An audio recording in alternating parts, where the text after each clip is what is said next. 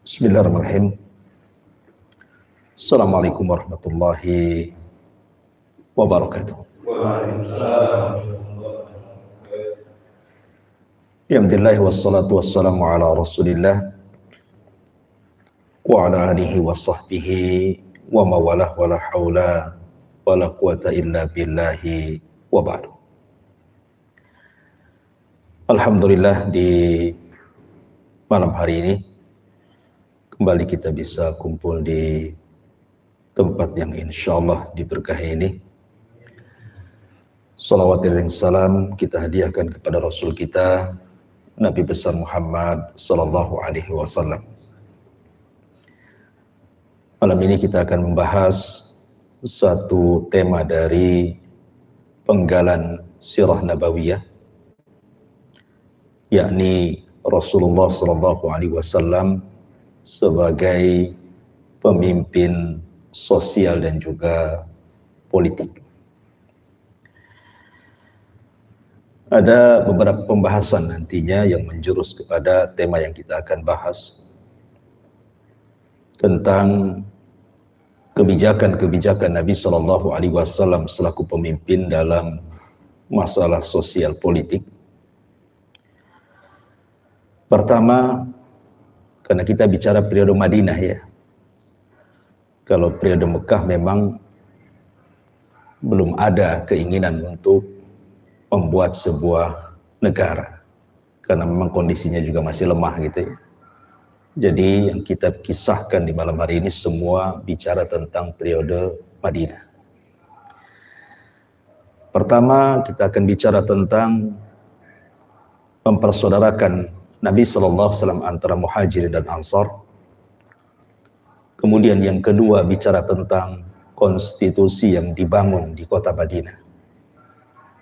Kemudian juga kesetaraan bagi semua warga negara yang ada di kota Madinah, baik kaum muslimin, orang-orang Yahudi ataupun orang musyrik yang tinggal di kota Madinah.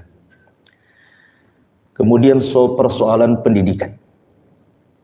Kemudian juga perjanjian Hudaybiyah. Kemudian juga yang berkaitan dengan utusan-utusan diplomatik. Di antaranya juga kebijakan seputar diplomatik seperti dalam hal muamalah melarang riba, gharar, ihtikar, tadlis dan yang lainnya. Kemudian juga membayar dengan sistem upah, dan yang terakhir mengatur kebijakan keuangan negara, bagaimana Nabi SAW mengatur itu semuanya. Tentu ini pembahasan yang cukup panjang ya, poin-poinnya, karena bicara tentang sosial politik masalahnya. Ma'asyiral muslimin yang dimuliakan Allah Subhanahu wa taala. Kita rinci satu persatu. Kita tahu bahwa hijrahnya Nabi sallallahu alaihi wasallam adalah perjalanan mengubah sejarah dunia. Hijrah itu mengubah sejarah perjalanan dunia. Makanya kemudian di zaman Amirul Mukminin Umar bin Khattab radhiyallahu an, hijrah Nabi dijadikan penanggalan dalam Islam. Walaupun banyak para sahabat ketika itu menyarankan bagaimana kalau diambil dari lahirnya Nabi, dari diutusnya Nabi, dari peristiwa-peristiwa peperangan Nabi, sampai akhirnya kemudian Utsman ibn Affan dan beberapa para sahabat Nabi yang lainnya menyarankan untuk diambil dari hijrahnya Nabi SAW, dan semua sepakat.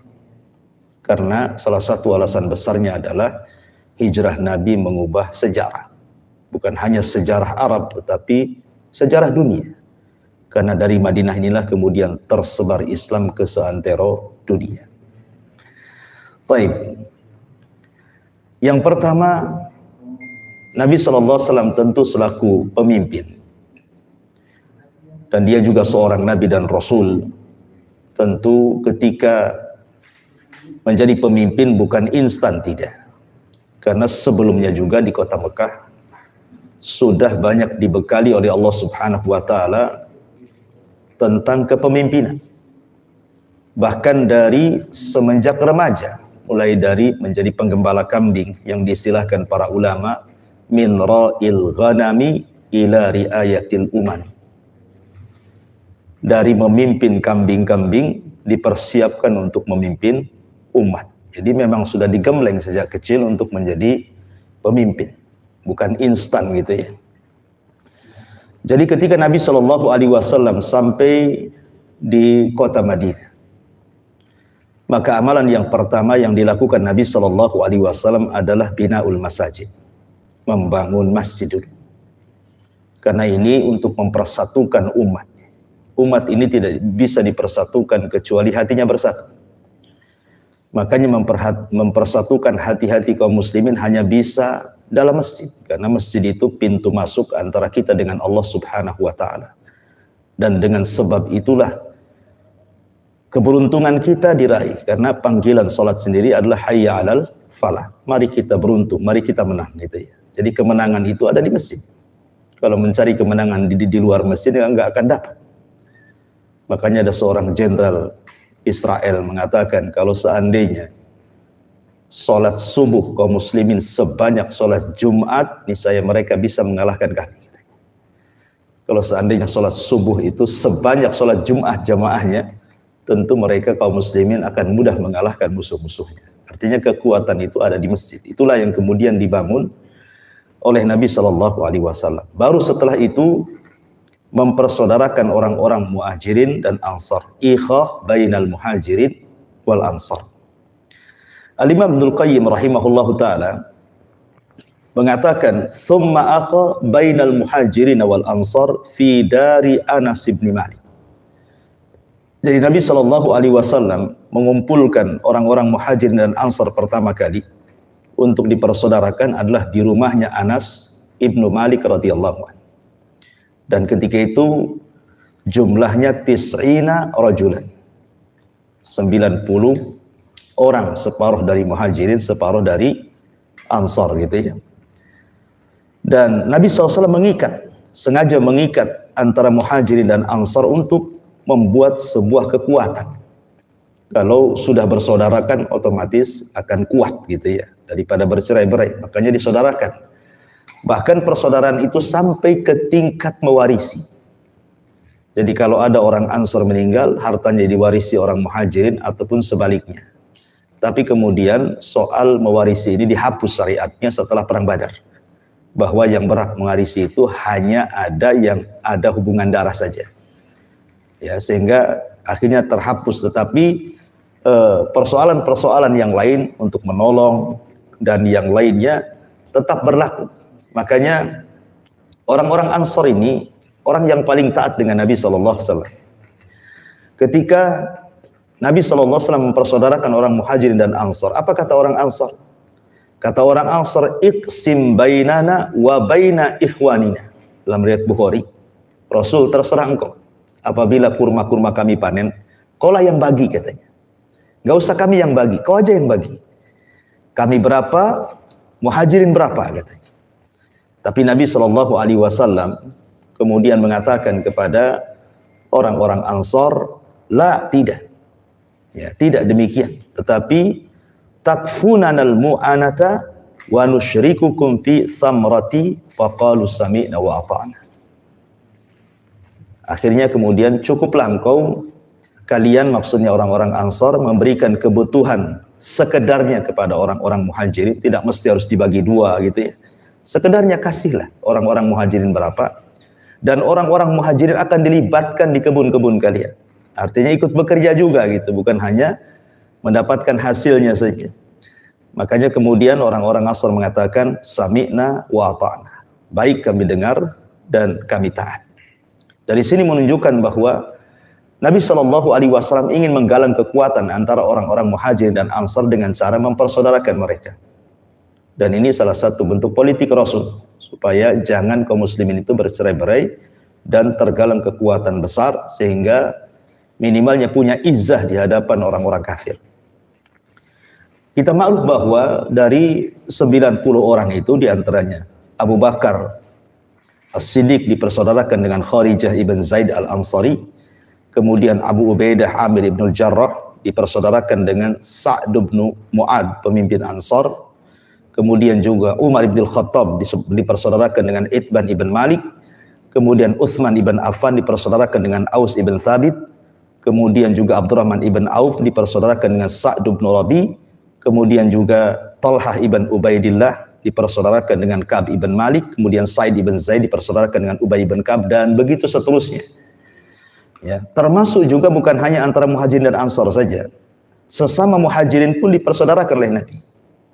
Ya, seperti Ali radhiyallahu an diambil oleh Nabi sallallahu alaihi wasallam sebagai saudaranya, padahal dia anak angkatnya gitu ya. Jadi memang betul-betul Rasul itu ingin mengikat, bukan hanya sekedar hubungan secara akidah Islamiyah dan keimanan saja, tetapi juga sampai kepada tingkat muamalah. Ya. Ini yang pertama. Kemudian juga ketika itu kan setelah terbangun masjid, kemudian terjadinya persaudaraan antara Muhajirin dan Ansar, Nabi SAW ingin mengikat lagi dengan disyariatkannya adzan, ya, supaya kaum muslimin itu makin menyatu lagi di masjid. Karena ketika itu kaum muslimin sebelum ada syariat adzan itu, mereka kan mengira-ngira waktu itu. Ini sudah waktu zuhur nih. Ini sudah waktu asar nih. Ini sudah waktu maghrib. Karena belum ada panggilan masalahnya. Sehingga kemudian sebagian para sahabat kemudian mereka berkumpul sesama mereka, saling memberikan ide. Bagaimana kalau kita membuat jaros semacam lonceng gitu ya. Seperti orang-orang Nasrani kan punya lonceng. Kita buat aja kayak lonceng. Jadi waktu sholat datang tinggal ditabuh kan gitu ya. Kemudian yang lain mengatakan, bagaimana kalau trompet saja seperti trompetnya orang-orang Yahudi. Kalau datang waktu sholat tinggal ditiup saja. Yang lain mengatakan bagaimana kalau kita kibarkan bendera. Yang lainnya mengatakan bagaimana kalau kita nyalakan api di atas bukit. Sampailah kemudian perkara-perkara ini kepada Nabi. Tapi Nabi SAW tidak merespon keinginan para sahabat. Kenapa? Nabi SAW tidak hendak menyerupai dengan orang kafir. Ya, sebab kalau umpamanya Nabi memilih trompet maka serupa dengan Yahudi. Kalau memilih lonceng serupa dengan Nasrani. Kalau memilih api serupa dengan Majusi. Makanya Rasul tidak merespon. Sampai pada suatu hari ada seorang sahabat Ansar namanya Abdullah ibn Zaid radhiyallahu an. Dia bermimpi. Ya. Dalam mimpinya kemudian dia berjumpa dengan malaikat dan di tangannya sedang memegang lonceng. Jadi malaikat ini mengatakan, apa yang kau bawa? Wahai Abdullah ibn Zaid. Kata Abdullah ibn Zaid, saya bawa lonceng. Kata malaikat ini untuk apa? Untuk memanggil orang sholat. Maka malaikat mengatakan, maukah ku ajarkan kepadamu sesuatu yang jauh lebih baik dibandingkan yang ada di tanganmu itu? Disinilah kemudian malaikat mengajarkan lafaz adzan dan qomat. Lafaz adzan dan qomat, di mana adzan lafaznya diulang 2 kali, di mana qomat lafaznya cuma 1 kali kan. Kalau adzan kan 2 kali ya. Allahu Akbar, Allahu Akbar, asyhadu an la ilaha illallah, asyhadu an la ilaha illallah. Tapi qomat kan 1 kali. Apa masalahnya? Kenapa adzan 2 kali? Kenapa qomat 1 kali? Kenapa tidak disamakan saja? Ya. Karena di saat itu kita tahu bahwa suara terbatas. Nggak kayak sekarang ada toa gitu ya. Satu kencang kemana-mana kan. Kalau orang dulu kan azan naik ke atas menara. Kenapa diulang? Ya tadi karena memanggil orang masalahnya. Takut umpamanya nggak dengar, makanya diulang. Ya. Tapi qomat itu seruan kepada orang yang ada di masjid. Jadi tidak perlu diulang karena orangnya sudah ada di situ. Ya, makanya azan itu diulang-ulang karena di zaman itu supaya sampai gitu ya. Ya. Kalau ada orang mengatakan, kalau memang tujuan azan itu memanggil, kalau begitu enggak perlu pakai orang, pakai kaset saja. Kalau tujuannya hanya manggil saja, bisa aja pakai kaset kan gitu. Tapi ulama membantah tidak bisa. Kenapa? Azan tidak boleh pakai kaset. Karena ini akan membuka tala'u fiddin, akan membuka permainan-permainan dalam agama. Nanti mulai dari adzan dengan kaset, nanti khutbah Jumat pula pakai kaset. Ini Ustaz Abu Mairot tak datang nih, setel aja YouTube-nya kan. Kan masalah jadinya kan. Nanti pintu-pintu yang lain terbuka tuh. Ya. Kemudian yang kedua, adzan itu ibadah badaniyah. Ibadah badan. Kaset bukan badan. Kemudian azan ini ada adabnya. Seperti ketika mengucapkan hayya ala taini, hayya ala shalah, itu kan kita menengok ke kiri ke kanan. Kalau kaset macam mana? Kemudian syarat azan juga jelas, harus muslim, laki-laki, berakal. Dan sifat ini tidak ada pada kaset. Ya, sifat ini hanya ada pada orang. Makanya tidak dibolehkan azan dengan kaset itu. Azan dengan orang. Ya. Intinya bahwa akhirnya kemudian setelah mimpi ini, Abdullah ibn Zaid langsung menghabarkan kepada Nabi SAW dan disambut dengan baik. Karena Nabi SAW senang dengan mimpinya itu. Kenapa demikian? Karena panggilan ibadah dalam Islam itu berbeda dengan panggilan ibadah di luar Islam. Karena panggilan ibadah dalam Islam itu ada ruh. Sekarang suara lonceng apa ruhnya? Nggak ada. Suara trompet nggak ada ruhnya. Hanya suara saja. Tapi suara adzan itu kan ada ruh di dalamnya. Ada panggilan-panggilan yang membesarkan Allah di situ, membesarkan nama nabinya, mengajak orang untuk selamat, hayya alal falah gitu ya. Ada ruh di dalamnya. Makanya Rasul suka. Akhirnya kemudian Nabi SAW memerintahkan Bilal untuk adzan. Kenapa tidak Abdullah ibn Zaid saja yang bermimpi? Ya. Karena Nabi SAW ingin memilih yang memiliki suara indah dan suara lantang. Bilal itu lantang dan indah. Makanya azan itu bukan hanya sekedar kelantangan saja, tetapi juga ada keindahan. Sampai-sampai saya pernah membaca seorang mu'alaf dari Perancis, ya, dia sudah masuk Islam. Di lingkungannya ada 2 masjid. Yang satu azannya itu indah banget. Yang satu ngagetin, jelek banget itu. Apa kata dia? Ketika mengatakan kepada adzan yang jelek, hampir-hampir adzan yang jelek, yang mengagetkan ini memindahkan aku kembali ke agamaku, katanya.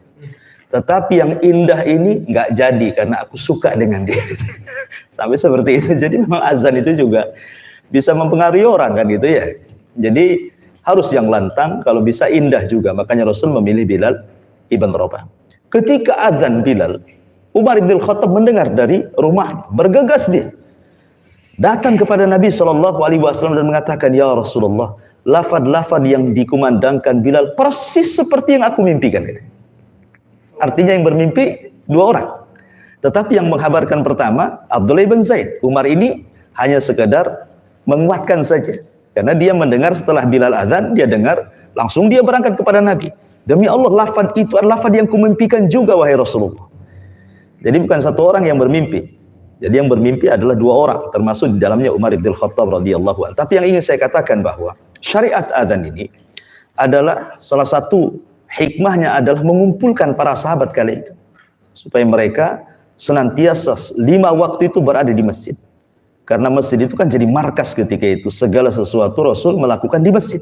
Ya.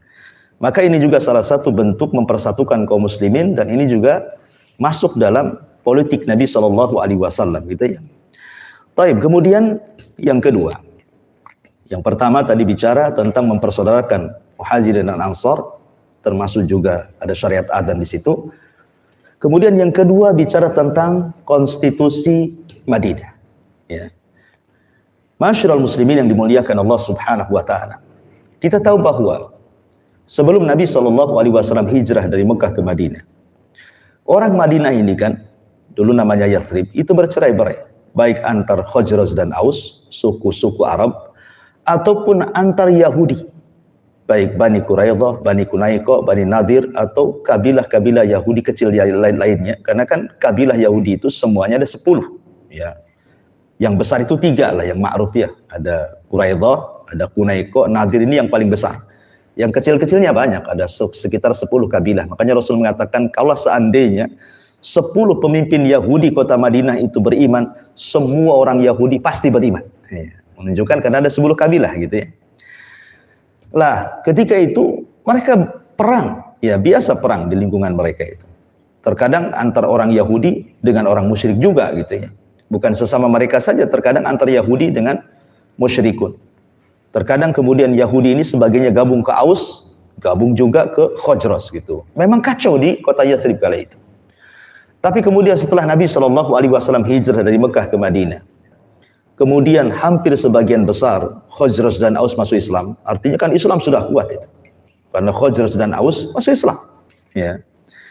Sehingga kemudian punya kekuatan. orang-orang Yahudi pun tidak bisa macam-macam karena sekarang sudah bersatu, yang dulunya bercerai-berai disatukan oleh Nabi Shallallahu Alaihi Wasallam, makanya punya kekuatan. Sehingga kemudian orang-orang Yahudi sedikit ketakutan.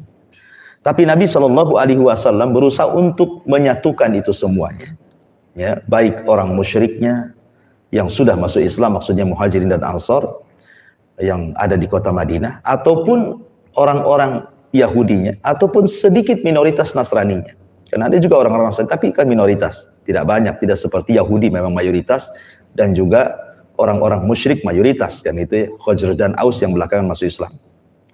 Di sinilah Nabi Shallallahu Alaihi Wasallam kemudian mengajak mereka untuk membuat negara berbasis kota, ya, membuat negara berbasis kota supaya melindungi kota Madinah secara keseluruhan.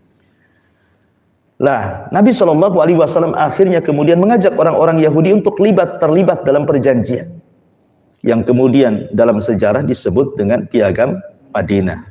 Dalam bahasa disebut Al-Wathiqah namanya. Dalam bahasa kita ya Piagam Madinah. Lahirlah bulir-bulir kesepakatan kan. Ada yang mengatakan 47 pasal, ada yang mengatakan 50 pasal, ada yang mengatakan 51 pasal. Walaupun sebagian para ulama ada sebenarnya yang mengkritik tentang soal keberadaan perjanjian ini. Sebagian mereka mengatakan bahwa sebenarnya tidak ada perjanjian itu. Alasannya apa? Satu, secara sanad.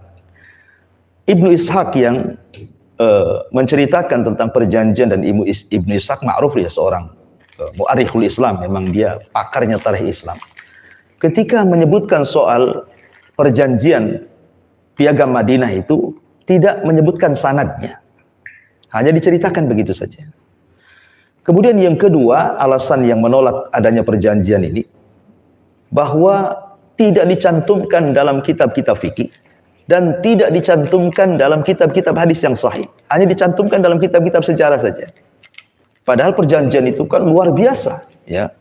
Kenapa demikian? Karena perjanjian itu kan membicarakan soal persaudaraan sesama umat beragama, sesama antar umat beragama, pertahanan gitu ya, kemudian perlindungan baik kepada mayoritas atau minoritas, kemudian juga banyak ya persoalan-persoalan yang dicantumkan dalam perjanjian itu. Kenapa tidak dicantumkan dalam hadis-hadis? Maksudnya dalam kitab-kitab hadis yang sahih seperti Bukhari, Muslim, Abi Dawud dan begitu seterusnya. Atau kenapa tidak dicantumkan dalam kitab-kitab fikih? Kenapa hanya tercantum dalam kitab-kitab sejarah saja? Sehingga ada sebagian ulama yang kemudian mengkritik bahwa tidak ada perjanjian itu. Tetapi tentu pendapat ini pendapat lemah, ya kan? Karena pertama bahwa secara sanad sebagian riwayat ada sanadnya. Ya, kemudian walaupun secara tidak utuh memang tidak dicantumkan. Maksudnya dari 47 atau 50 atau 51 pasal itu secara keseluruhan memang semua tidak dicantumkan dalam riwayat-riwayat hadis. Tetapi sebagiannya ada. Sebagiannya tercantum dalam Bukhari, Muslim, Abi Dawud dan begitu seterusnya. Sehingga kita katakan bahwa perjanjian ini ada. Kisah tentang Piagam Madinah itu sahih, ya. Ada tercantum sebagiannya di beberapa riwayat hadis yang dicantumkan oleh Bukhari, Muslim, Abi Dawud dan kitab-kitab sunan yang lain. Intinya bahwa kita berpendapat bahwa perjanjian ini ada, apalagi dinukilkan oleh banyak para ulama dan ahli sejarah. Kemudian juga isi perjanjiannya juga itu memang bahasanya itu memang menyerupai bahasa Nabi. Ya, Nabi itu kan paling fasih bahasa Arab, ya kan itu ya. Jadi bahasa-bahasa Arab itu kan tahu ini bahasa Nabi, ini bukan. Kalau orang Arab kan paham gitu ya. Makanya kita katakan perjanjian itu memang ada. Yang ingin saya katakan bahwa jadi isi Piagam Madinah ini mengatur sistem perpolitikan, ya, kemudian mengatur sistem keamanan, kemudian juga mengatur sistem kebersamaan dalam beragama gitu ya. Kemudian juga kesetaraan di muka hukum, kemudian perdamaian, kemudian pertahanan, kemudian dalam bidang politik pertahanan, semua dicantumkan. Ya. Contoh saja saya tidak baca Arabnya aja, saya baca artinya.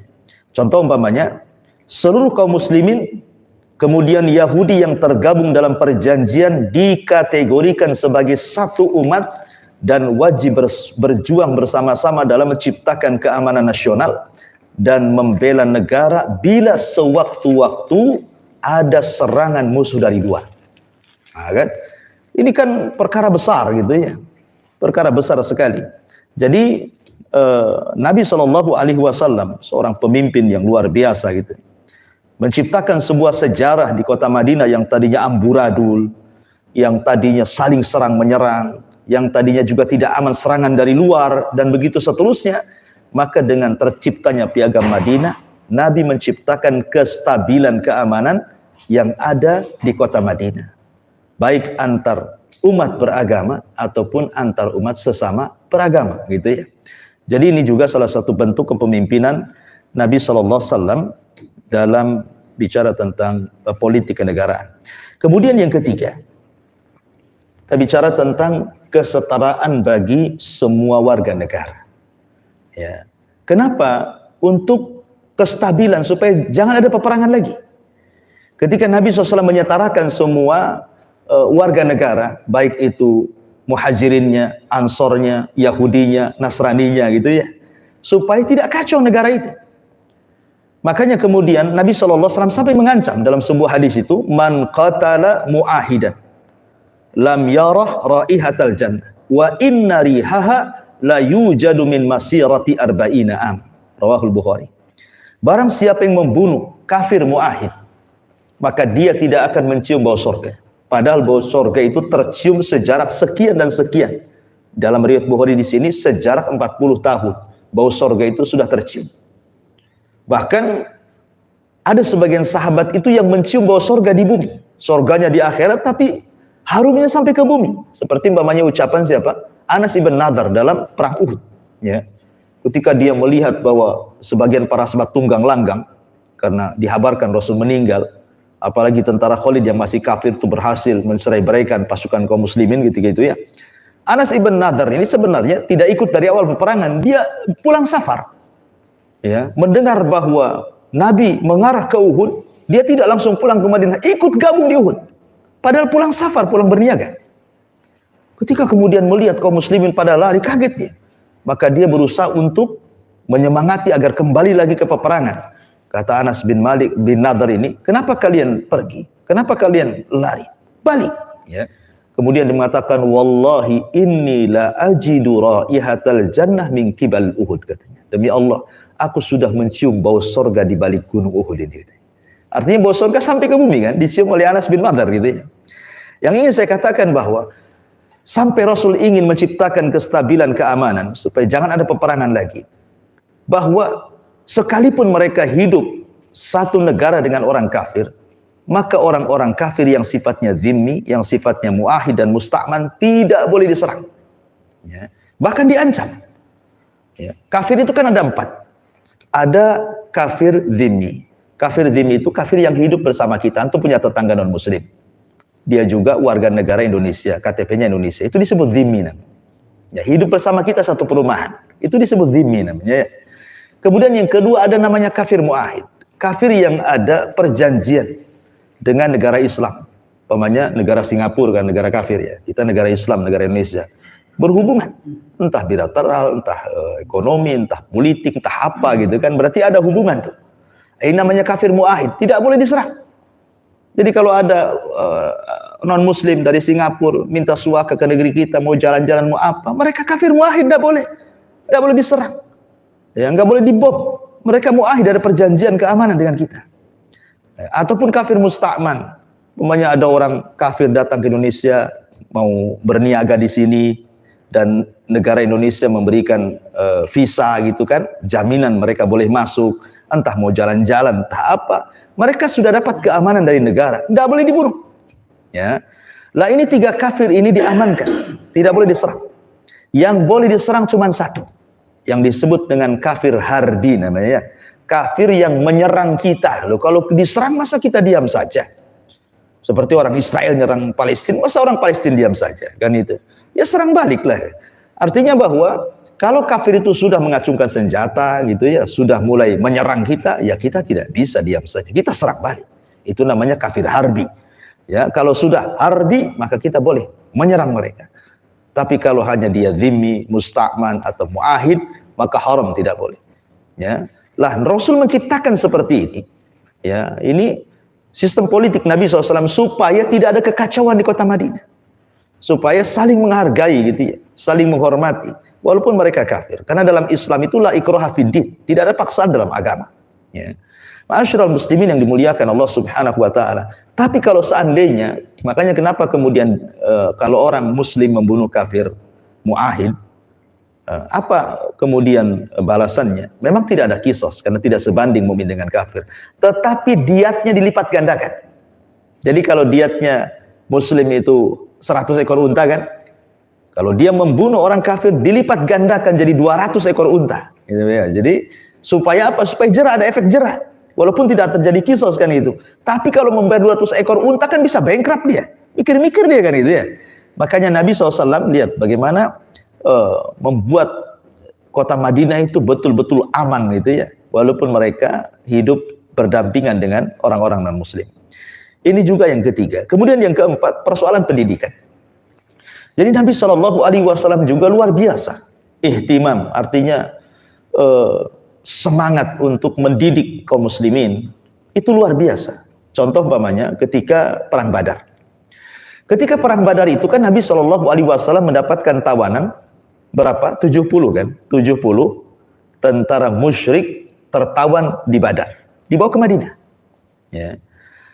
Lah akhirnya kemudian siapapun yang ingin lepas dari tawanan maka ditebus kalau punya uang.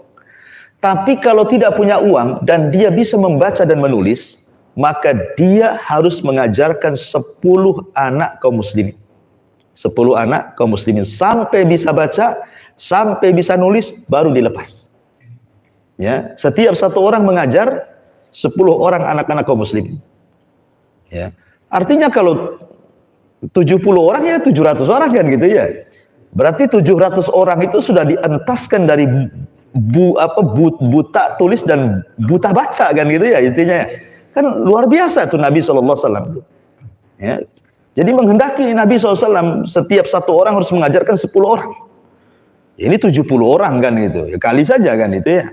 Berarti luar biasa itu ihtimam Rasul. Ya, semangatnya Rasul untuk mengentaskan kebodohan sampai kepada masalah baca tulis saja. Nabi SAW betul-betul mengarahkan orang itu supaya bisa baca. Padahal dia sendiri tidak bisa baca, dia sendiri tidak bisa tulis kan gitu ya. Tetapi kalau persoalan pendidikan itu luar biasa. Termasuk juga contohnya ketika Nabi SAW hijrah ke Madinah. Masjid Nabawi itu awalnya anggaplah sholatnya sebelah sana karena kiblatnya ke Baitul Maqdis kan itu. Tapi setelah kemudian 16 bulan tiba-tiba kemudian kiblatnya kan dialihkan ke sini. Berarti yang tadinya shopnya di sana akhirnya shopnya di sini kan. Berarti di situ belakangnya. Awalnya kan di sini belakangnya, di situ depannya karena Baitul Maqdis ngarah ke sana. Tapi ketika kiblatnya kemudian ke sini, berarti kan itu yang jadi belakang, ini jadi depan kan itu ya. Karena kan itu 180 derajat ininya, perputarannya antara Baitul Maqdis ke Haram itu kan. Lah oleh Nabi SAW setelah 16 bulan kemudian terjadi peralihan kiblat, lah belakang Masjid Nabawi itu oleh Nabi SAW dibuat semacam payung, semacam atap, ya, tapi tidak berdinding kiri kanan. Lah dalam bahasa Arab atap itu disebut suffah, ya, sehingga kemudian orang-orang yang kemudian bernaung di situ disebut ashabu suffah namanya. Jadi Nabi SAW membuat suffah itu. Untuk apa Nabi SAW membuat suffah itu coba? Mungkin bahasa kitanya ya semacam penginapan gitu ya, penginapan untuk orang-orang yang tidak punya tempat tinggal. Jadi apabila orang-orang muhajirin pertama hijrah ke kota Madinah kan mereka tidak punya tempat. Oh, tinggal di mana? Ya kan? Mereka juga belum tinggal di rumah-rumah orang Ansor kan, karena belum ada pembagian bahwa kamu tinggal di sini tidak. Akhirnya oleh Nabi SAW kemudian diletakkan di bawah naungan itu di belakang Masjid Nabi yang disebut dengan Sufah itu. Makanya mereka akhirnya disebut Ashabus Sufah tuh. Ya. Ashabus Sufah itu kalau saya boleh kelompokkan menjadi 4 kelompok gitu ya. Pertama, orang-orang muhajirin yang memang yang tidak punya rumah, mereka tinggal di situ. Ya. Kemudian juga wufud, orang-orang yang datang kepada Nabi, utusan-utusan kabilah yang tidak punya tempat di kota Madinah, maka sebagai tempat menginapnya ya gabung dengan di situ dengan Ashabus Sufah. Ya. Kemudian yang ketiga, tamu-tamu yang dari luar, yang berkunjung ke saudara-saudara mereka yang ada di kota Madinah dan mereka tidak punya rumah, mereka pun tinggal di situ. Termasuk juga orang-orang kaya. Orang-orang kaya yang punya rumah seperti Ka'ab, Ubay bin Ka'ab, kemudian Handalah, Ghasilul Malaika, Al-Haris Al-Ansari, itu kan orang-orang kaya Madinah. Tapi mereka lebih suka tinggal di Sufa. Kenapa?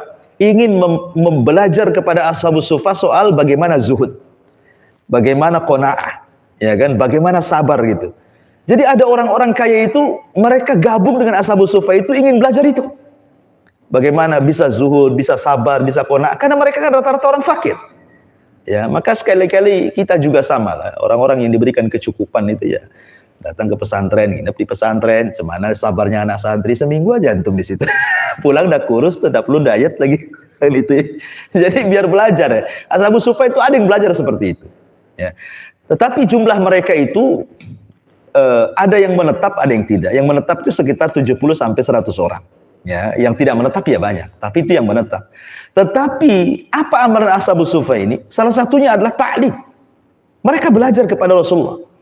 Jadi Nabi SAW setiap hari mengajari mereka. Makanya dari Ashabus Sufa ini keluar para ulama, keluar ahli hadis, keluar ahli Quran, keluar para mujahidin. Contoh Abu Hurairah. Siapa yang tidak kenal Abu Hurairah? Sahabat terbanyak hafalan Qurannya, terbanyak hafalan hadisnya. Sampai separuh agama ini semua riwayat Abu Hurairah. Siapa Abu Hurairah? Ashabus Sufa. Kan itu ya. Bilal Ashabus Sufa. Khabbab ibn Arat Ashabus Sufa. Hudzaifah ibnul Yaman yang hafal tentang hadis-hadis fitnah Ashabus Sufa. Ya. Para pakar-pakar Quran, Abdullah ibn Mas'ud yang direkomendasikan oleh Rasulullah, ambil Al-Quran salah satunya dari Abdullah ibn Mas'ud. Ashabus Sufa. Mu'ad bin Jabal Ashabus Sufa. Nah, kan? Jadi keluar dari Ashabus Sufa ini pemimpin-pemimpin dunia. Jadi Nabi SAW mendidik mereka. Nah, gitu ya.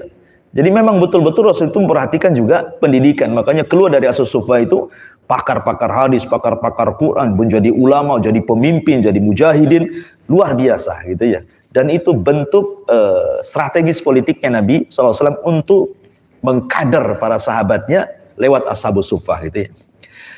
Taib, ini yang keempat, persoalan pendidikan. Yang kelima, perjanjian Hudaybiyah. Ya. Ketika Nabi SAW hendak umroh pertama kali kan, tapi kan dihalang-halang, itu tidak boleh masuk kan. Akhirnya kemudian setelah dihalang-halangi ini, terpaksa akhirnya terjadi perjanjian Hudaybiyah. Secara teks memang merugikan kaum muslimin, secara teks ya merugikan kaum muslimin. Tetapi sebenarnya itu menguntungkan kaum muslimin, dan ini politiknya Nabi. Kenapa demikian? Kita tahu ancaman terberat kala itu adalah serangan dari orang musyrik. Orang-orang musyrik Quraisy itu bisa saja sewaktu-waktu menyerang Madinah. Sehingga para sahabat tidak pernah merasa aman di kota Madinah. Akhirnya Nabi SAW kenapa memilih perjanjian Hudaybiyah ini?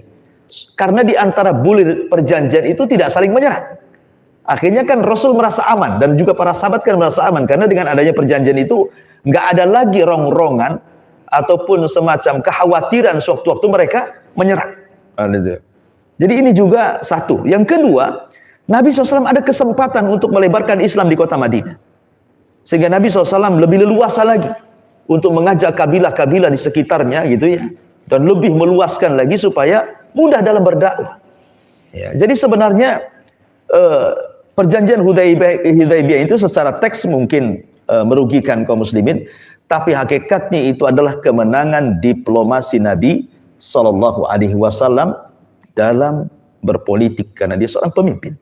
Saya akan sebutkan beberapa. Yang pertama, ya, dengan adanya perjanjian Hudaybiyah ini, mau tidak mau orang-orang Quraisy itu mengakui bahwa Nabi SAW seorang pemimpin, punya negara, kan itu ya. Yang tadinya tidak diakui, akhirnya diakui dengan adanya perjanjian Hudaybiyah itu. Kemudian yang kedua, jadi memberikan efek untuk meningkatkan posisi tawar, di mana Madinah itu sekarang tidak diremehkan lagi. Berarti kan sudah punya kekuatan, ya kan? Kalau tidak punya kekuatan, ngapain dibuat perjanjian kan itu ya? Serang aja lah kan itu. Akhirnya kan sudah ada nilai, ya, nilai kekuatannya yang tadinya tidak dipandang jadi dipandang akhirnya. Kemudian juga tercapainya perjanjian gencatan senjata, itu yang dikhawatirkan para sahabat sebenarnya. Kalau sewaktu-waktu mereka menyerah. Akhirnya dengan gencatan senjata dibuat perjanjian Hudaybiyah selama 10 tahun, akhirnya menenangkan para sahabat yang ada di kota Madinah. Kemudian juga mengembalikan anggota masyarakat Quraisy yang menyeberang ke kubu Rasul, ya. Tetapi tidak sebaliknya. Tapi Rasul tahu bahwa setiap orang yang sudah masuk Islam jarang yang kembali, ya kan? Tetapi sebaliknya, orang Islam yang kemudian kembali biasanya balik lagi, kan gitu ya. Jadi memang begitulah Islam itu, kalau sudah terhujam di dada akan sulit orang keluar, kecuali yang lemah iman saja. Kalau lemah iman ialah kadang-kadang mudah, gara-gara pernikahan saja orang bisa menukar iman dengan kufur, ya. Orang bisa murtad gara-gara nikah saja. Melihat kekayaan saja orang bisa kufur, ya. Intinya bahwa perjanjian Hudaybiyah itu sebenarnya kemenangan diplomasi politik Nabi Shallallahu Alaihi Wasallam. Tidak secara langsung, ya, tetapi kan buahnya jelas gitu, ya. Ya. Kemudian di tengah-tengah perjanjian Hudaybiyah juga ada utusan-utusan politik. Lah disinilah Nabi Shallallahu Alaihi Wasallam kemudian menjadikan yang nomor 6, ya, menjadikan momen dari perjanjian Hudaybiyah ini. Nabi SAW membuat utusan-utusan diplomatik. Dengan cara apa? Mengirim surat ke raja-raja, kan gitu, ya. Akhirnya Nabi SAW pertama menulis surat kemana? Ke Raja Najasyi. Masuk Islam, ya, walaupun rakyatnya tidak masuk Islam gitu, ya. Bahkan saat kematiannya Nabi SAW mensalat gaibkan Najasyi. Karena dia masuk Islam masalahnya. Kan tidak ada yang menyalatkan di negaranya. Dia satu-satunya raja yang masuk Islam, rakyatnya tidak pula yang masuk Islam. Sehingga ketika dia meninggal, sampai kabar kepada Nabi SAW, Rasul salat gaib. Dan itulah salat gaib pertama yang dilakukan Nabi SAW. Kemudian setelah itu Rasul mengirim surat kemana? Ke Herakli, ke penguasa Romawi. Penguasa Romawi ini sebenarnya sudah tahu akan kabar kenabian, bahwa akan muncul seorang nabi. Dan dia sudah tertarik ingin masuk Islam. Cuman karena takut kehilangan kursinya, kehilangan kepemimpinannya. Karena ketika itu para pendetanya mulai emosi dan marah gitu, ya. Akhirnya dia pun kemudian mengurungkan untuk masuk Islam, tapi dia menghargai suratnya. Dia pun kemudian meletakkan surat itu di tempat yang baik, gitu, ya. Kemudian juga surat kepada Kisra, ini yang jadi masalah. Saya sedikitkan cerita tentang surat Nabi ke Kisra ini. Jadi Nabi Shallallahu Alaihi Wasallam ketika mengutus surat ke Ibnu Hurmuz, ya, Raja Kisra Persia, ketika itu Nabi mengutus Abdullah ibn Hudzafah, ya, Abdullah ibn Hudzafah As-Sahmi. Surat ini diberikan kepada Raja Bahrain, yaitu maksudnya bawahan daripada Kisra. Kenapa kemudian Abdullah ibn Hudzafah tidak langsung ke Persia menyerahkan ke Raja Ibnu Hurmuz? Ya tidak bisa, karena Persia itu menguasai separuh dunia, sama dengan Romawi menguasai separuh dunia. Arab ini nggak ada titiknya dalam peta di zaman itu, gitu maksudnya, ya. Ini kerajaan kecil gitu, ya. Ini Persia ini besar separuh dunia, sama dengan Romawi. Arab ini nggak ada titiknya di peta. Jadi kalau seandainya Abdullah ibn Hudzafah langsung ke Persia, siapa kamu, kan begitu, ya? Nggak ada nilai. Siapa kamu? Negaramu aja nggak ada titiknya di peta, kamu ini siapa, kan? Takutnya begitu. Apalagi Raja Persia itu ngaku Tuhan. Dia menganggap dirinya Tuhan dan semua itu hamba dia. Sehingga kalau seandainya orang menghadap Persia itu berapa meter itu ke singgasananya, nggak boleh menginjak keramik dia loh bahasanya, yang sudah dibatasi itu, takut mengotorinya. Dan harus sujud, ya. Makanya kemudian Abdullah ibn Hudzafah tidak langsung ke Persia, tapi meletakkan di kerajaan Bahrain, bawahan Persia, ke Bandan namanya, ya. Kemudian Mundir namanya, Mundir ibn siapa gitu, diserahkan ke Mundir. Mundir inilah yang kemudian menyerahkan, karena dia bawahan Persia, diserahkan ke Raja Persia. Ketika dibaca, langsung disobek gitu. Ini siapa ini Muhammad ini, katanya. Berani-berani dia nyurati saya itu. Dia itu hamba saya, karena dia ngaku Tuhan. Dia menganggap ini hamba saya, kurang ajar, masa hamba mau nyurati Tuhannya, katanya. Akhirnya kemudian Raja Persia membalas surat itu. Kemudian disuruh bawahannya yang ada di Yaman, karena Yaman itu kan salah satunya dikuasai Persia setelah orang-orangnya Abroha terusir semua kembali ke Najasyi, kan dikuasai Persia Yaman itu. Jadi Raja Kisra ini, Raja Persia, mengirim surat ke bawahannya yang ada di Yaman, ke untuk mengirim surat ke balasan kepada Nabi Shallallahu Alaihi Wasallam. Yang intinya sih, ya kamu ini kurang ngajar, kau datang ke sini kami tangkap, kami bunuh katanya. Intinya seperti itu. Akhirnya kemudian dua orang yang bawa surat itu dari Yaman, utusan Kisra ini, datang kepada Nabi Shallallahu Alaihi Wasallam. Ketika Nabi Shallallahu Alaihi Wasallam membaca surat itu, tertawa dia gitu ya. Tertawa, kenapa gitu tertawa? Ya bagaimanapun dia seorang Nabi. Ya nggak ada bandingannya dengan seorang Persia walaupun separuh dunia milik dia. Ya, siapa dia kan itu? Tapi Nabi SAW ketika melihat ancaman surat itu, apa kata Nabi kepada dua utusan itu? Ya, kamu ingin tahu? Ketika dia merobek suratku, ya kan? Ketika dia merobek suratku, semoga Allah merobek kekuasaannya. Ingat, malam ini kata Rasul, Tuhanku akan membunuh Tuhanmu, kata Nabi itu. Coba bayangkan. Tuhanku akan membunuh Tuhanmu malam ini juga, kata Rasulullah. Pulang kalian, gitu. Ya. Jadi satu hari dia nginap, besoknya dia pergi. Itu yang ucapan itulah yang menyebabkan akhirnya dua utusan masuk Islam, dan Raja Yaman pun bawahan Persia masuk Islam. Sebab ucapan Nabi bahwa malam ini Tuhanku akan membunuh Tuhanmu, katanya. Karena benar. Ketika kemudian mereka sampai di Yaman, terdengar Ibnu Hurmuz dibunuh anaknya. Ya kan? Dibunuh anaknya. Jadi anaknya mengambil kekuasaan ayahnya, dibunuh anaknya. Dan selang anaknya berkuasa selama 6 bulan, ya, kemudian terjadilah perpecahan. Persia dikuasai oleh 10 raja. Ya kan? Yang belakangan kemudian yang berkuasa yang paling besar adalah dikuasai oleh cucunya Ibnu Hurmuz, seorang perempuan. Makanya setelah setahun lewat, Nabi SAW bertanya kan gitu. Sekarang yang menjadi pemimpin Persia siapa? Seorang wanita, cucu daripada Ibnu Hurmuz. Apa kata Rasul? La yuflihul qaum walau amrohum imro'atan. Tidak akan beruntung kalau sebuah negeri yang memimpin perempuan, kata Rasulullah. Akhirnya di zaman Umar bin Khattab, hilang Kisra. Nggak ada Persia lagi. Persis seperti sabda Rasul, karena dia sudah merobek suratku, semoga Allah robek kerajaannya. Kan itu. Maka sejak itu tidak ada Persia lagi sampai hari ini. Nggak ada Persia. Lain dengan Romawi. Kerajaan-kerajaan Nasrani itu masih menghormati surat Nabi. Persia Herakli masih menghormati, suratnya pun diletakkan baik-baik. Kemudian Najasyi sampai masuk Islam, termasuk Muqawqis Raja Mesir. Jadi ketika Nabi SAW mengutus ke Muqawqis Raja Mesir itu, yang diutus nih orang hebat. Rasul kalau mengutus orang kan nggak sembarang gitu ya. Nabi SAW pasti mengutus sahabat yang cerdas. Diutus oleh Nabi SAW sahabat ini untuk datang ke Muqawqis. Oh subhanallah, Muqawqis ini memuliakan utusan. Karena dia Nasrani, ya kan? Kalau Persia kan Majusi gitu ya. Dimuliakan, suratnya pun dimuliakan. Ya. Kemudian besoknya dikumpulkan pendeta-pendetanya itu. Utusan Nabi SAW didudukkan di situ. Kemudian ingin bertanya. Memberikan syubhat. Ya. Kata Muqawqis ini, saya ingin bertanya kepada kamu. Kenapa kau jauh-jauh bawa surat ke sini, katanya? Ya. Kalau memang dia seorang nabi, kenapa dia tidak berdakwah kepada orang Quraisy yang mengusirnya? Kok jauh-jauh kamu kirim surat ke Mesir? Orang Mekah saja tidak beriman, bahkan musir gitu lah bahasanya kan. Itu kan syubhat namanya kan. Tapi sahabat ini cerdas, dia mengatakan, bagaimana dengan Nabi Isa, katanya? Kenapa Isa tidak mendakwai orang-orang yang hendak membunuhnya, malah diangkat ke langit? Apa bedanya, katanya kan itu? Harusnya dia nggak perlu diangkat ke langit lah kan gitu. Dakwai juga lah orang-orang yang hendak membunuhnya itu, orang-orang Romawi itu. Kenapa dia diangkat ke langit, katanya? Nah, akhirnya kemudian dia memuji sahabat. Subhanallah, engkau ini bijak, pantas diutus dari orang bijak, katanya. Dipuji.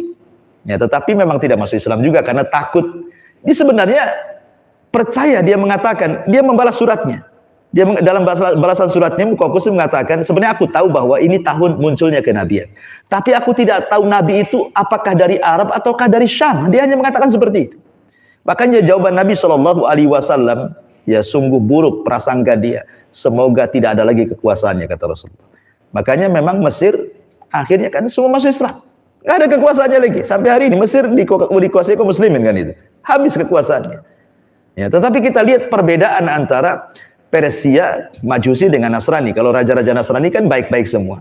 Makanya isi suratnya juga dibedakan, isi suratnya. Ya, isi surat ke raja-raja Nasrani dengan ke raja-raja Persia. Intinya bahwa itulah bentuk kepemimpinan politik sosial Nabi SAW. Salah satunya adalah mengutus utusan-utusan diplomatis itu ya, untuk mengajak orang masuk ke dalam Islam. Baik. Ini salah satu kebijakan diplomatik Nabi. Kemudian juga kebijakan-kebijakan diplomatik Nabi adalah dalam soal muamalah. Nabi SAW melarang riba, ya, ketika sampai di kota Madinah. Kemudian melarang gharar, ya. Kemudian melarang ikhtikar, penimbunan. Kemudian melarang tadlis, penipuan, dan lain-lain. Ya, itu kebijakan Nabi SAW. Kenapa demikian? Karena riba ini merugikan. Banyak dengan riba itu merugikan. Riba itu kan penambahan, ibaratnya kalau di zaman Nabi itu yang banyak riba nasyiah. Kalau aku hutangkan kau 100, nanti kembalikan 120. Itu namanya penambahan gitu ya. Itu disebut nasyiah, walaupun di sana ada riba fadl dan perinciannya banyak. Kemudian juga dihapuskan soal gharar. Maksudnya soal gharar itu bicara tentang transaksi ekonomi karena adanya informasi yang tidak lengkap, baik bicara tentang kualitas, kuantitas, bicara tentang harga, macam-macam. Harus jelas dalam jual beli itu. Tidak boleh samar-samar, ya, supaya tidak terjadi konflik antara pembeli dan penjual. Kalau jelas kan nggak ada konflik lagi. Orang ada konflik itu kan ada gharar biasanya. Ada gharar begitu. Seperti mamanya kalau antum umroh, ya, kemudian datang orang, ayo kamu saya ciumkan Hajar Aswad. Kan nggak cerita berapa harganya tuh. Udah berhasil diciumkan, tahu-tahu sekian ribu real. Oh, habislah dompet kita. Kayak gitu, rugi gara-gara cium Hajar Aswad, dompet kita habis semuanya. Itu kan horor namanya kan. Jelas lah kan itu. Dan ngapain juga nyium-nyium Hajar Aswad tuh? Kan itu bukan wajib, itu sunnah saja. Kalau tidak bisa nyium kan cukup dilambaikan saja. Kenapa mesti kemudian kita harus berdesak-desakan, bisa mengancam nyawa loh ya. Oh, kalau salah-salah dia jantungan atau apa, dilabrak orang, diinjak orang, bisa mati itu kan itu ya. Artinya bahwa ibadah itu fattaqullaha mastata'tum. Tapi yang ingin saya katakan, bagaimana Rasul menghapus gharar itu dalam bicara soal muamalah dunia perdagangan, termasuk ihtikar. Nabi SAW itu melarang tidak boleh menimbun. Dan memang begitu, kalau sudah menimbun pasti menyengsarakan rakyat kan itu. Gara-gara penimbunan itu akhirnya kelangkaan barang, mahal harga kan. Siapa yang dirugikan? Rakyat akhirnya. Lah Nabi SAW membuat kebijakan tidak boleh ada ihtikar. Ya. Kemudian tadlis, penipuan, ya, dan begitu seterusnya. Termasuk yang kedua, Nabi membuat sistem dalam urusan ekonomi itu dengan sistem upah. Sistem upah. Karena begini ya. Jadi kalau kita bicara soal prinsip tenaga kerjaan lah bahasanya ya, maka ada 4 yang diletakkan Nabi SAW di kota Madinah ini. Pertama, bicara tentang kemerdekaan manusia. Kemerdekaan manusia. Jadi manusia itu tidak boleh diperbudak. Kalau ada yang mengatakan, "Lah kenapa Islam bicara tentang dunia perbudakan?" Ya, maka kita bisa jawab bahwa begini ya. Orang Arab itu umumnya mereka perniagaan yang paling besar adalah jual beli budak. Itu di zaman jahiliyah. Ya, di zaman jahiliyah itu perniagaan yang paling besar, yang sangat menguntungkan adalah jual beli budak. Jadi budak itu komoditi, barang yang sangat bernilai. Kalau dijual itu untungnya besar. Ya, makanya sebagian orang Arab itu terkadang menculik orang merdeka, dijual jadi budak. Kan kurang ajar tuh. Dia culik orang merdeka, dijadikan budak. Contohnya siapa? Salman Al-Farisi. Salman Al-Farisi ini orang merdeka, dia akan minta diantar, ya, dari Syam menuju Madinah karena dia mendapatkan kabar dari pendetanya akan lahir seorang nabi di situ kan. Akhirnya dia ikut kafilah. Coba bayangkan. Oleh kafilah itu dijual sama orang Yahudi jadi budak tuh, bayangkan. Dia hanya ikut kafilah bayar. Setelah sampai di Madinah, ini budak saya. Diperbudak, dijual kan gitu. Jadi orang-orang Arab itu sampai menculik orang merdeka untuk dijual jadi budak. Kemudian untuk memperbanyak budak, karena itu barang berharga, terkadang mereka membeli budak perempuan banyak-banyak, 100 budak umpamanya perempuan, nanti digauli, punya anak jadi budak, bisa dijual juga. Bayangkan. Ya, itu orang jahiliyah itu, coba bayangkan kan. Ngeri orang-orang jahiliyah kalau bicara tentang dunia perbudakan kan. Lah datang Islam, kemudian mulai mengangkat derajat perbudakan. Saya akan sebutkan beberapa poin. Pertama, Islam itu mengangkat derajat perbudakan. Budak dalam Islam itu diangkat. Saya contohkan sebuah hadis Nabi SAW. Nabi mengatakan, "Inna ikhwanakum hawalakum ja'alakumullahu tahta aidikum faman kana akhuhu tahta yadihi falyut'imhu mimma ya'kulu wal yulbishu mimma yalbasu wala tukallifuhum ma la yaghlibhum fa in kallaftumuhu ma yaghlibhum fa'inuhum. Apa kata Rasulullah? Jadi mereka para budak adalah saudara dan pembantu kalian yang Allah jadikan di bawah kekuasaan kalian.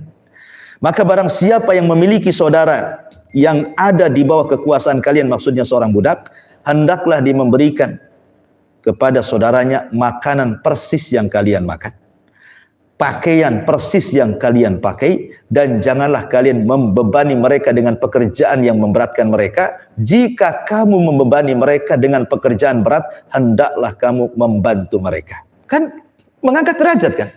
Bahkan banyak budak-budak di zaman itu yang dimerdekakan nangis, nggak mau berpisah dengan tuannya. Contoh umpamanya, Abdullah ibn Umar radhiyallahu anhu punya budak, disuruh untuk merawat unta-untanya. Tiba-tiba datang orang Khawarij, ya, dicuri untanya. Untanya Abdullah ibn Umar ini dicuri untanya. Budak-budaknya dicuri. Jadi bukannya untanya saja, budak-budaknya pun dicuri sama orang Khawarij itu. Akhirnya budaknya ini berhasil lolos, kabur dia. Akhirnya menghadap Ibnu Umar, kemudian mengatakan kepada Ibnu Umar, ya Tuan, unta-untamu dicuri orang-orang Khawarij, katanya. Kata Ibnu Umar, lah kenapa kau tidak menjaganya, kau tidak merawatnya, kau tidak membelanya? Aku pun dicuri, katanya. Kata budaknya, aku pun kena curi, bukan unta-untamu saja. Kata Ibnu Umar, kenapa kau ada di sini kalau kau dicuri? Aku berhasil lepas. Kata Ibnu, kenapa engkau tidak pergi saja? Kau kan dicuri, kemudian berhasil dari mereka. Kau pergi saja supaya nggak jadi budak lagi. Kata budaknya, demi Allah, aku tidak bisa berpisah dengan engkau, wahai Ibnu Umar. Aku sangat mencintai engkau, tuh, baik kan? Ya. Kata Ibnu Umar, betul kau mencintaiku? Wa Allah, katanya. Betul kau mencintai? Iya Allah, saya mencintaimu. Kalau begitu, anta hurrun li wajhillah. Ku merdekakan kau. Pergi sana. Gitu ya. Jadi memang budak dalam Islam itu bukan seperti dibayangkan kayak Musa gitu kan. Ya, makanya sebenarnya orang-orang barat yang mencela perbudakan dalam Islam itu justru mereka yang memperbudak. Karena dalam Islam itu ada istilah mukatab. Jadi kalau budak itu ingin merdeka, tuannya tidak boleh menghalang-halangi. Pamannya dia ngomong, harga saya berapa? Harga kamu 100 juta. Baik, saya akan kerja. Saya akan tebus 100 juta itu. Tidak boleh tuan-tuannya menghalangi. Ya. Jadi kalau ingin merdeka, harus nggak boleh dihalangi. Itu menunjukkan kemerdekaan kan? Islam itu mengentaskan perbudakan sedikit demi sedikit.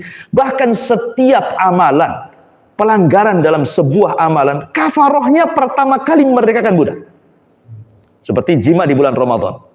Pertama kali bukan puasa 2 bulan berturut-turut, bukan kasih makan 60 fakir miskin kan, merdekakan budak dulu. Ya. Kafaroh zihar, merdekakan budak dulu. Kan gitu ya. Ya. Bahkan suatu ketika Ibnu Mas'ud Al-Ansari radhiyallahu an pernah nampar budaknya. Tiba-tiba budaknya ini berteriak gitu ya. A'udzubillah wa birasuli, katanya. Aku berlindung kepada Allah dan kepada Rasulnya. Rasul ada di situ, mendengar teriakan budak ini. Kemudian kata Nabi SAW, wahai Ibnu Mas'ud, kemari. Kenapa kau pukul budak? Apa yang Allah perbuat kepadamu lebih dahsyat dibandingkan kau perbuat kepada budak. Sebagai kafarahnya merdekakan dia. Akhirnya dimerdekakan. Ya kan? Menunjukkan bahwa Islam itu tidak ada dunia perbudakan dalam Islam. Itu justru Islam itu mengentaskan perbudakan sedikit demi sedikit. Makanya zakat pun salah satunya adalah wafir riqab. Ya kan? Innama shadaqatu lil fuqara'i wal masakin, kan salah satunya wafi riqab. Ya kan? Riqab itu membantu budak merdeka. Ya, kalau ada budak ingin merdeka, kita kasih zakat dia kepada dia. Jadi enggak ada. Ya, lalu kenapa kemudian dalam kitab-kitab fikih itu masih dijelaskan tentang hukum-hukum abdun, hukum-hukum amah, perbudakan? Begini ya, perbudakan dalam Islam itu cuma satu, karena kekafiran. Ya, dan itu pun terjadi karena peperangan. Satu karena kekafiran, kedua karena peperangan. Maksudnya begini, kita ini semua adalah hamba Allah. Kalau antum jadi hamba Allah, antum merdeka. Tapi kalau antum tidak mau jadi hamba Allah, maka Allah akan hambakan antum dengan yang lainnya. Ya. Artinya kalau kita masuk Islam kan jadi hamba Allah, tidak jadi budak lagi kan. Ketika kita semua jadi hamba Allah, maka kita merdeka. Tapi kalau antum tidak mau jadi hamba Allah, maka Allah akan kirim orang yang akan menghambakan kamu. Dan itu pun terjadi karena peperangan. Nggak ada lagi. Ya. Sebab kalau terjadi peperangan, kalau sebelum ketangkap pun dia masuk Islam, tidak jadi budak. Ya, ketangkap jadi budak itu kalau dia ketangkap kafir. Karena kekafiran itulah diperbudak dalam Islam. Bukan karena manusianya, karena kekafirannya. Ya, karena dia menghamba kepada selain Allah, bukan kepada Allah Subhanahu wa Ta'ala. Itu saja. Tapi hari ini kan tidak ada lagi perbudakan. Mana ada kita kenal dalam perbudakan, kan nggak ada. Tetapi maksudnya di sini bahwa dalam Islam itu mengangkat dunia perbudakan, sehingga Nabi SAW itu mungkin isyaratnya termasuk juga kalau sekarang kita lihat ada jual beli manusia, ya kan? Jual beli pekerja, dipekerjakan tapi tidak digaji gitu kan. Lah Islam itu sangat menentang perkara-perkara seperti ini. Jadi yang pertama, prinsip ketenaga kerjaan Islam pun mengatur bahwa kemerdekaan manusia. Kemudian yang kedua prinsip kemuliaan derajat manusia. Artinya Islam itu menempatkan setiap manusia apapun jenis profesinya dalam posisi yang mulia dan terhormat, apapun profesinya. Tidak bisa kemudian antum di sini punya perusahaan, di situ ada office boy, ada tukang sapu, nggak bisa antum merendahkan dia. Islam ini sama apapun profesinya. Bukan berarti bos lebih mulia dibandingkan office boy kan, nggak bisa. Islam tidak kenal itu. Karena kemuliaan itu hanya ada pada takwa saja. Ya, Allah mengatakan inna akramakum indallahi atqakum. Ya, orang yang kerja di kantor dengan orang yang bersih-bersih jalan dalam Islam sama. Karena dua-duanya mencari nafkah lillahi ta'ala. Ya, terkadang mereka lebih mulia dibandingkan orang-orang yang tinggal di kantor. Karena terkadang orang di kantor ini mungkin terlibat riba, terlibat ini, terlibat itu, macam-macam maksiat kan itu. Kalau dia kan hanya kerja bersih-bersih dapat duit, halal. Ya kan berkah. Kan itu ya. Jadi Islam ini berusaha untuk memuliakan derajat manusia dalam apapun profesinya. Ya. Kemudian yang ketiga, keadilan dan anti diskriminasi. Ini juga Islam memang begitu ya. Jadi mereka tidak boleh kemudian memperbudak orang, tidak menggaji orang sudah kerja masa nggak digaji gitu ya. Maka Islam tidak pernah mengajar, termasuk juga kelayakan upah dalam bekerja. Makanya kenapa ada istilah bayar sebelum keringatnya. Dan itu dalam hadis Nabi SAW, bahwa kalau kita hendak membayar orang itu, sebelum keringatnya kering, bayar. Ya, kemudian sesuai dengan pekerjaan. Karena umumnya terjadi demo di perusahaan itu, karena terkadang bicara tentang masalah upah kan itu ya, masalah gaji, tidak sesuai dengan pekerjaannya kan. Sebenarnya kalau ditegakkan syarat Islam bahwa gaji itu disesuaikan dengan pekerjaannya, nggak ada orang demo itu. Ya, demo itu gara-gara tadi merasa bahwa tidak cukup, ya kan, kerjanya capek, gajinya kecil, demo lah akhirnya. Maka Islam ini berusaha untuk adil perkara itu. Intinya bahwa inilah bentuk kepemimpinan Rasul kalau bicara tentang sosial politik. Dan yang terakhir tentu cerita poligami. Ya, poligami juga ada unsur politiknya.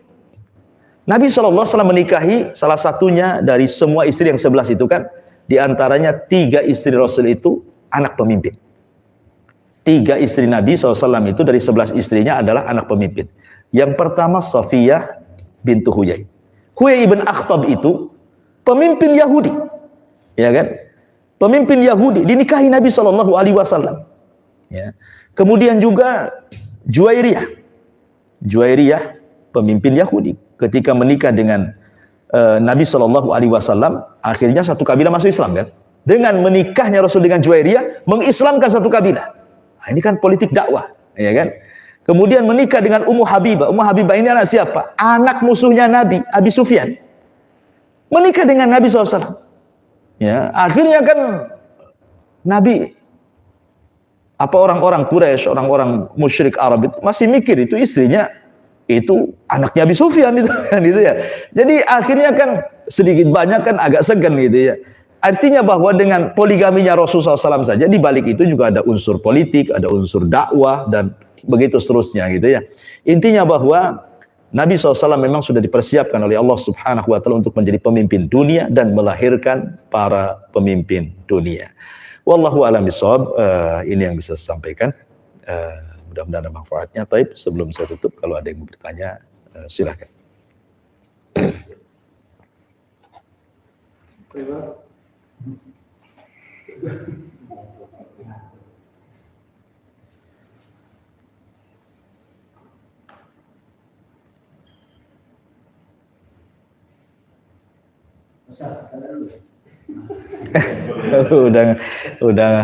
udah redup matanya semuanya. Iya. Waktu itu kan Rasul udah dianggap pemimpin negara. Kan waktu yang perjanjian mau ke Mekah itu. Hudaybiyah. Perjanjian Hudaybiyah. Waktu dulu nama negara itu. Iya. Apa udah kayak negara sekarang ini kan ada nama negara Indonesia? Tidak. Nabi SAW ketika itu tidak ada, maksudnya tujuannya bukan betul-betul membuat negara, enggak. Maksudnya Rasul itu kan hanya berusaha untuk mengislamkan, memberikan ketenangan di kota Madinah. Ya. Jadi Nabi SAW itu kan karena ketika itu kan masih ada hubung kait dengan orang Yahudi. Ada hubung kait dengan sebagian orang-orang Nasrani dan orang-orang musyrik yang tidak menyerang yang ada di kota Madinah. Jadi masih tergabung dalam perjanjian. Cuman hebatnya yang membuat aturan itu Nabi gitu saja. Ya, bukan orang Yahudi, bukan yang lainnya, dan mereka setuju. Rasul itu ngajak kerjasama sebenarnya. Cuman kan belakangan orang Yahudi berkhianat. Akhirnya mundur satu persatu, mundur teratur, akhirnya terusir dari Madinah kan. Baru murni Madinah itu dikuasai kaum muslimin. Baru ketika itu menjadi murni negara Islam. Nah, sebelum mereka keluar belum menjadi negara Islam kan itu, karena masih kumpul dengan Yahudi, Nasrani. Tapi Rasul kan ngajak kerjasama dengan mereka, dengan tidak saling merugikan di bawah sebuah perjanjian disebut dengan Piagam Madinah tadi. Iya, Rasul itu hanya mengajak mereka orang Yahudi, mayoritas Nasrani dan orang musyrik yang tidak menyerang. Ayo kita buat negara berbasis kota gitu ya. Kota Madinah dijadikan negara sama-sama, ya, dalam sebuah perjanjian. Nah gitu ya. Dan untuk saling melindungi, karena kan sebelum kedatangan Rasul kan mereka saling perang, menumpahkan darah. Nah, jadi dan tidak aman dari serangan dari luar. Makanya Rasul itu ingin mengokohkan kota Madinah itu menjadi sebuah negara berbasis kota supaya kehidupannya juga tenang, damai, aman, kemudian tidak diserang dari luar, kemudian orang sejahtera dan begitu seterusnya. Dan itulah memang yang ditampakkan pertama kali dakwah itu akhlak. Ya, jadi yang menjadikan kemudian orang-orang Madinah banyak masuk Islam itu kan karena akhlak Nabi SAW dengan mereka nampak itu nggak ada orang sehebat akhlaknya Nabi. Itu pula yang menjadikan orang-orang tertarik masuk Islam. Ya, wallahu a'lam. Belum ada kayak sekarang nih. Belum ada. Iya. Belum ada. Mungkin ada kita nomor 1. Kalau bicara politik kan bicara negara. Iya. Mungkin pergumulan atau perseteruan antara negara Islam, khilafah, negara dengan konsep demokrasi kan akan terus ya. Sampai sekarang pun nanti apalagi ini kan menjadi diskursus. Iya. Kalau Nabi sendiri kan sebetulnya konsep negaranya itu yang bagaimana? Nah itu pertama ya. Yang kedua, kalau tadi bicara piagam, jadi saya ingin membandingkan piagam Jakarta dan piagam Madinah itu gimana? Ada sebutkan. Contoh. Kalau saya baca contoh itu. Dan kayak Pak dulu berpikir di situ juga begini. Iya. Iya, alhamdulillah. Ya tentu Nabi SAW konsepnya membuat negara itu ya kan berdasarkan wahyu. Semua yang tercantum dalam konstitusi Madinah yang tertuang dalam Al-Wathiqah atau Piagam Madinah itu kan berdasarkan wahyu. Karena Rasul yang menulisnya. Walaupun tadi saya katakan ada kritikan sebagian ulama kan tentang soal perjanjian itu ada atau tidaknya kan, tapi sudah kita jelaskan bahwa ada sebagian bundul-bundulnya atau pasal-pasalnya itu ada di beberapa hadis sahih dalam Bukhari Muslim. Artinya kita katakan perjanjian itu ada, apalagi bahasanya membahasa Nabi, gitu kan, secara Arab. Jadi ya konsepnya adalah konsep sesuai wahyu, minhajun nubuwah istilahnya kan, manhaj kenabian. Ya siap mana negara-negara pun kalau mengikuti konsep kenabian pasti akan aman negara itu kan, akan berkah. Lau anna ahlal qura amanu wattaqau lafatahna alaihim barakatim minas sama'i wal ardh. Kalaulah penduduk negeri ini beriman dan bertakwa, tentu kami akan buka berkah langit dan bumi. Ya kan? Artinya konsep negara Rasul ya konsep Islam, kembali kepada wahyu Al-Qur'an. Ya, dan Nabi sendiri adalah wahyu kedua. Ya, setelah Al-Qur'an, hadis. Ya, ucapan beliau tidak keluar dari hawa nafsu.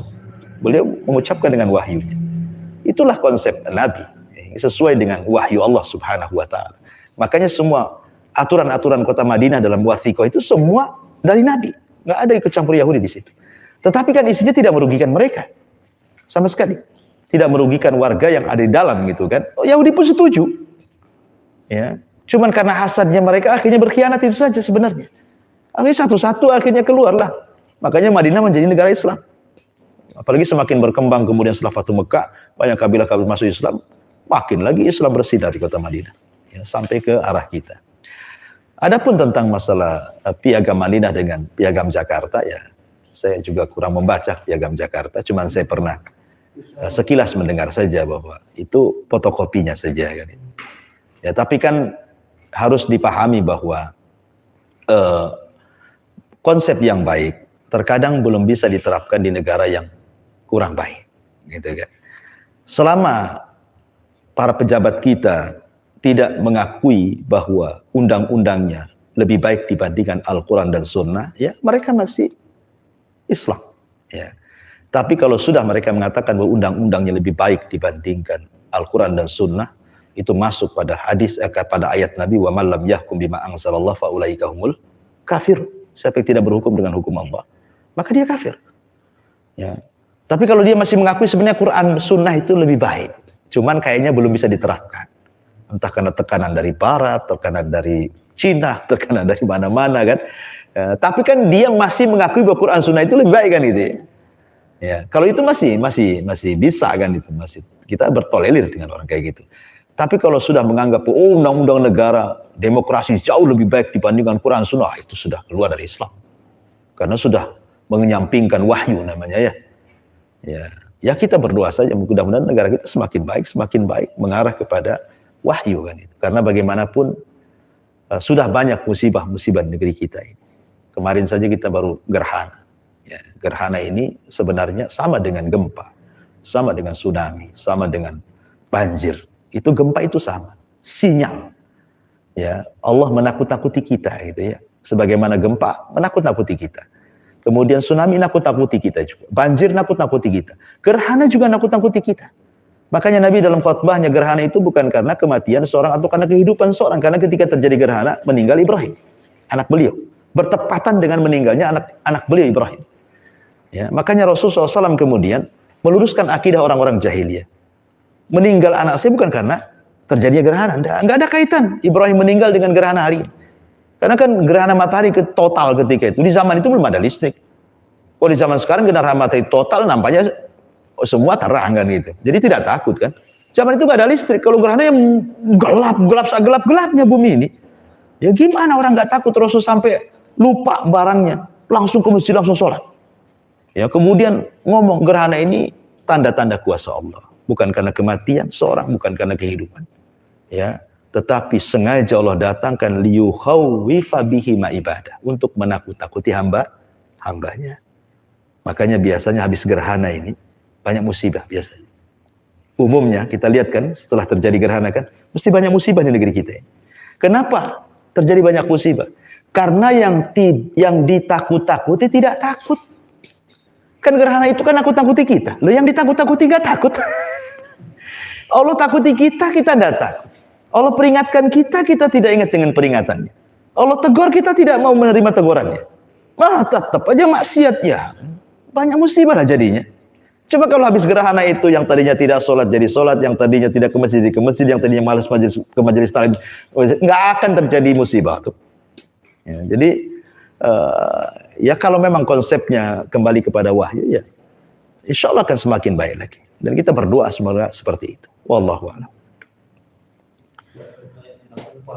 Karena itu kan ada silwati umat dan nasari.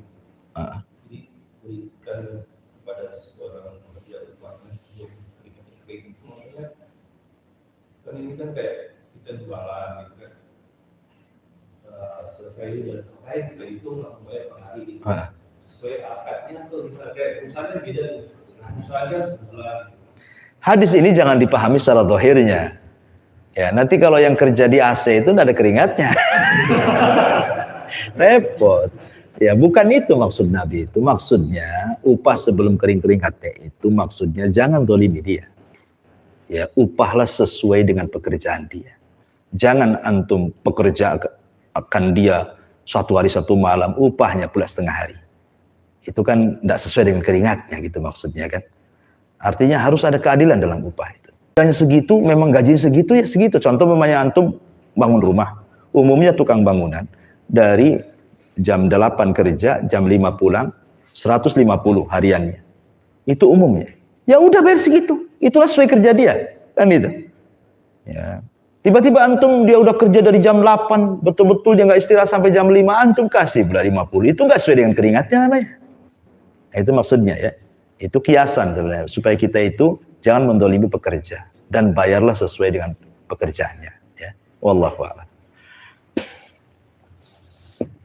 Ya. Waalaikumsalam. Gimana tuh metodenya? Ya Rasulullah ini ya semuanya jadi motivator dia. Contoh misalkan ini Abu Hurairah bahkan anu sendiri ini Aisyah sendiri tidak sedikit juga apa dari itu lebih gitu. Nah itu modelnya ini ya, bilang tadi Ustaz bilang, wah ini jadi ulama besar ini. Maksudnya nih, metode Rasulullah gimana nih untuk mengkader atau untuk memberi kajian itu satu. Terus kedua, itu sahih apa sebenarnya Abu Bakar Utsman hartanya itu saya juga bertanya-tanya ya, tanya Utsman itu kok sampai saat ini jadi wakaf kemana Abdurrahman bin Auf yang juga orang kaya itu kok hanya Utsman gitu ya, yang terkenal yang ini padahal itu juga bukan istilahnya sampai gak mau lah kejar harta Abdurrahman bin Auf. Nah ini apa saya mau nanya yang Utsman ini yang itu dan kalau itu apa sampai saat ini ada dari mana gitu. Jadi itulah yang saya tanyakan dua. Iya. Ya alhamdulillah. Sebenarnya kalau kita bicara tentang yang antum tanyakan ini kan bicara tentang parenting ya sebenarnya kan. Kebanyakan kita ini kadang-kadang kalau bicara tentang parenting kita belajar dari parenting barat. Ya. Dari profesor-profesor orang-orang non-muslim, metode-metode pendidikan dari mereka, sebenarnya nggak ada gunanya. Ya, parenting yang paling baik itu Nabi, karena sudah jelas teruji gitu kan. Hasilnya ada gitu ya. Hasilnya jelas Abu Bakar, Umar, bayangkan baru Abu Bakar, Umar, Utsman, Ali saja sepertiga dunia dikuasai sampai ke Afrika gitu kan. Itu baru 4 orang tuh, Khulafaur Rasyidin, belum yang lainnya kan. Gimana kalau semua sahabat jadi pemimpin satu dunia lah kan gitu dikuasai. Ya, itu dari segi kepemimpinan, belum lagi pakar-pakar ilmu, ya kan, hadisnya, Qurannya, bahkan bicara ilmu kedokteran juga sama, semua kan dari Islam semuanya, ilmu hisab, matematika semua kan dari Islam itu. Cuman mereka kan yang mengadopsi dari kita saja, sebenarnya seperti itu. Termasuk ilmu sains sendiri kan, mereka itu kan meneliti dari Quran dulu baru mereka teliti. Gitu. Bahannya kan dari Quran juga baru diteliti gitu ya, bukan mencari sendiri gitu. Intinya bahwa ya metode Nabi tentu karena metode wahyu tadi ya kan. Memang Rasul dibimbing sejak kecil pun saya katakan di mukadimah tadi dari mulai ra'il ghanami ila riayatil umami kan itu ya. Mulai dari mengembala sampai menjadi pemimpin dunia. Ya sudah wajar. Nabi SAW itu mampu mengkader itu semua. Ya tentu kalau kita ingin belajar kepemimpinan Rasul, pengkaderan Rasul kepada para sahabat itu ya mulai dari bangunnya Rasul sampai tidurnya Rasul, makannya Rasul, minumnya Rasul, jalannya Rasul, ya betul-betul harus ini, ya harus dipelajari. Ya seperti tidurnya Nabi. Tidurnya Nabi kalau kita umpamanya ngikut tidurnya Nabi itu mukjizat, baru cerita tidurnya jadi mukjizat. Nggak ada orang sakit kalau ngikuti tidurnya Nabi itu. Orang sakit itu kan yang menyelisih tidurnya Nabi. Ya, itu saja udah membawa faedah kesehatan. Tidurnya saja, makanannya, dan begitu seterusnya.